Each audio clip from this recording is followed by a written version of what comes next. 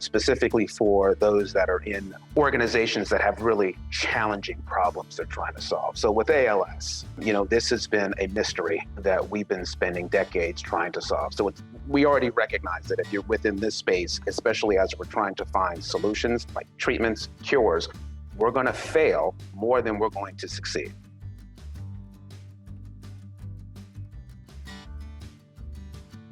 So when you're in that space, and again, it doesn't necessarily need to be within the disease space, it could be within other kind of difficult problems.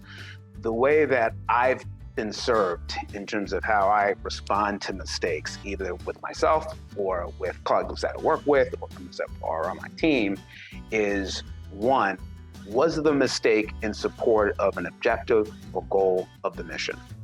Because if that's where the effort was, or that's where the effort is, then we're still moving in the right place. And so it's when those occurrences, those mistakes, those issues show up outside of mission, kind of goal, objective, intention, then that's a different conversation. But when they land within the context of supporting the mission, that is something, one, that we can learn with, which leads me to the second thing. Can we learn from the mistake?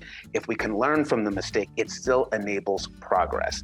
Anyone in the science community can say that there are very few experiments or clinical trials that we don't learn from, and whatever successes we're having today were based on those mistakes, those failures in past years. And so there's always value in failure or a mistake.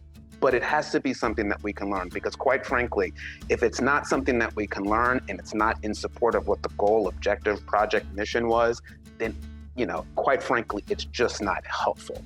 And so we do have to create a culture of accountability that as you are both thinking and executing in your work, it's always tying it back to, is it in support of the objective, the goal, mission, whatever we're tying that to, and through success or failure, can we learn through that process? And if we can build on that. I think that helps sustain a healthy culture. We're all human.